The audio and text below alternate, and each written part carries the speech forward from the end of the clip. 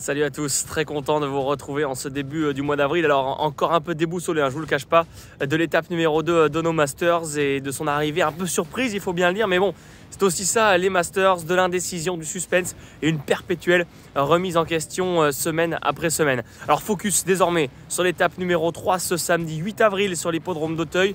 Je veux parler du prix Murat, un prix Murat qui avait été enlevé par Celgem l'année dernière avant de remporter le Grand Steeplechase de Paris.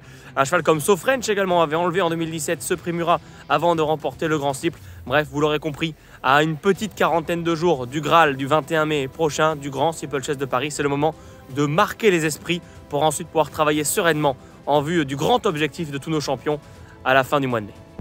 Et beau plateau vraiment ce samedi avec les partants de ce prix Murat et notamment on retrouve les deux premiers de l'étape numéro 1 du prix Robert de Clermont-Tonnerre. Sur ces images, revoyez Grandeur Nature qui pour Arnaud Chaillet allait s'imposer de manière vraiment convaincante, montrant qu'il était désormais officiellement parmi les meilleurs steeplechasers sur l'hippodrome d'Auteuil. Il sera attendu au tournant évidemment ce samedi pour confirmer son nouveau statut. Et puis son dauphin, celui qui a crevé l'écran, le joli gris Meta Sequoia, pour son retour à Auteuil a donc terminé à la 2e place. Le parcours a été un petit peu chaotique. Le cheval a eu du mal à se mettre dans la course avant de tracer un superbe dernier kilomètre. Justement, Meta Sequoia, je vous emmène le voir.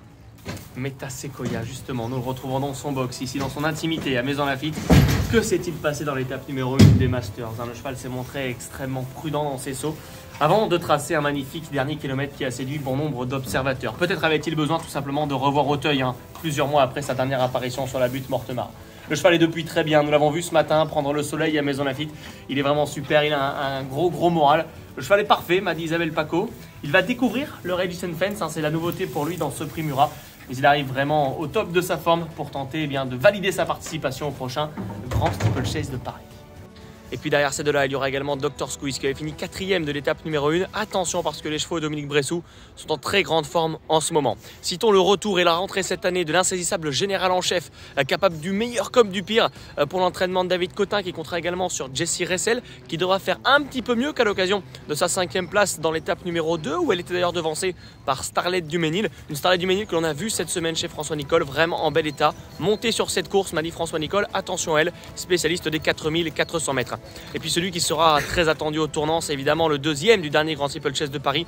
Je veux parler de Gex, plaisant pour sa rentrée sur les haies. Il fait son retour en steeple et en l'absence de Celgem, c'est peut-être lui le futur favori du Grand Steeplechase de Paris 2023. Une étape numéro 3 palpitante, passionnante, à ne pas rater ce samedi sur l'hippodrome d'Auteuil.